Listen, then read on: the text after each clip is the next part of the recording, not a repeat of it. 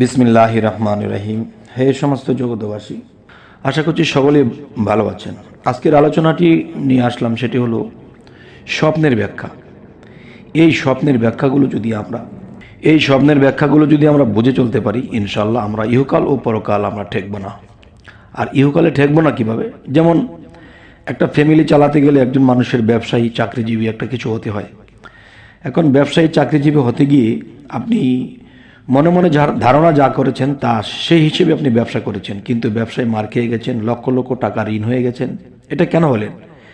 দেখেন, প্রতিদিনের খবর প্রতিদিন আল্লাহ জানিয়ে দিচ্ছে স্বপ্নের মাধ্যমে, কিন্তু আমরা সেই খবরাখবর পেয়েও সেটি আমরা উদ্ঘাটন করলাম না, ব্যাখ্যা করলাম না, যার ফলে আমরা বিপদগ্রস্ত হয়ে থাকতে হয়। তাই আপনাদের সামনে যে আলোচনাটি নিয়ে আসছি সেটি অবশ্যই আমাদের জানতে হবে, বুঝতে হবে। তবে আজকে নিয়ে আসবো আজান ও একামত নিয়ে যে কিছু আলোচনা। কোনভাবে আজান দিলে কি হয়, কোনভাবে আজান দিলে দুর্ঘটনা হয়, কোনভাবে আজান দিলে ভালো হয়, মঙ্গল হয়। অবশ্যই এই সম্পর্কে আপনাদের সাথে কিছু কথা বলবো ইনশাল্লাহ। সেটি হলো, দেখুন, কেউ যদি দেওয়ালের উপরে দাঁড়িয়ে আজান দিতে দেখে, তবে সে কোনো ব্যক্তিকে ফয়সালার দিকে ডাকবে। আর যদি ঘরের ছাদের উপরে দাঁড়িয়ে আজান দিতে দেখে স্বপ্নে, তাহলে সে এটাই বুঝবে যে তবে তার স্ত্রী ইন্তেকাল করবে। এবার আসি, কেউ যদি মিনারায় উঠে আজান দিতে দেখে স্বপ্নে, তাহলে এটি কি বুঝবে? এটি বুঝবে সে হকের দিকে মানুষকে আহ্বানকারী হবে এবং তার হজ করার সম্ভাবনা থাকবে বেশি। এবার আসি, কেউ যদি কূপের মধ্যে আজান দিতে দেখে, তবে এটি স্বপ্নের ব্যাখ্যা এটি হবে যে সে মানুষকে এক দূরে সফরের জন্য উদ্ভূত করবে। এবার আসি, কেউ যদি তার প্রতিবেশীর ছাদে উঠে আজান দিতে দেখে, তবে কি বুঝবে? তবে সে তার প্রতিবেশীর স্ত্রী বা প্রতিবেশীদের সাথে খিয়ানত করবে। নাউজুবিল্লাহ। গোসলখানায় আজান দিতে দেখলে এই বিষয়টি কি বোঝায়? যদি স্বপ্নে গোসলখানায় আজান দিতে দেখে, তাহলে দুনিয়া ও আখিরাতে কোনো দিয়েই কল্যাণকর নয়, অকল্যাণই তার হবে, এটাই বোঝা যায়।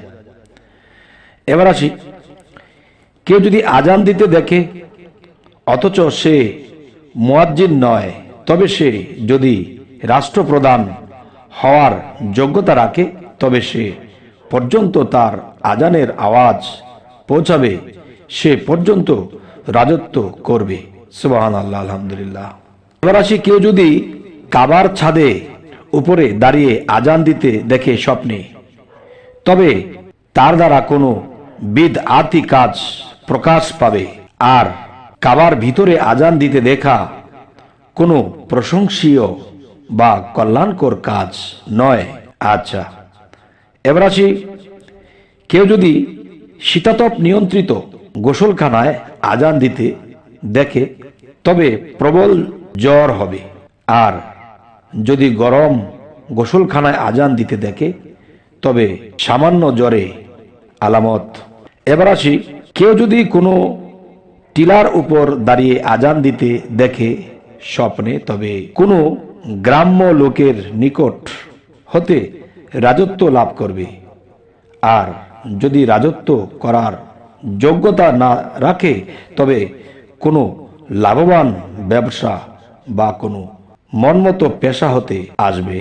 এবার আসি, কেউ যদি আজানে কোনো কিছু বাড়িয়ে বা কমিয়ে দিতে বা কোনো পরিবর্তন করে দিতে দেখে, বা আজানের যে কথাগুলো আছে এই কথাগুলো যদি কেউ বাড়াতে চায় বা কমাতে চায়, বা কমিয়ে ফেলেছে বা বাড়িয়ে ফেলেছে, তবে সে বাড়ানো কমানো হিসেবে মানুষের উপর অত্যাচার করবে। নাউজুবিল্লাহ, আস্তাগফিরুল্লাহ।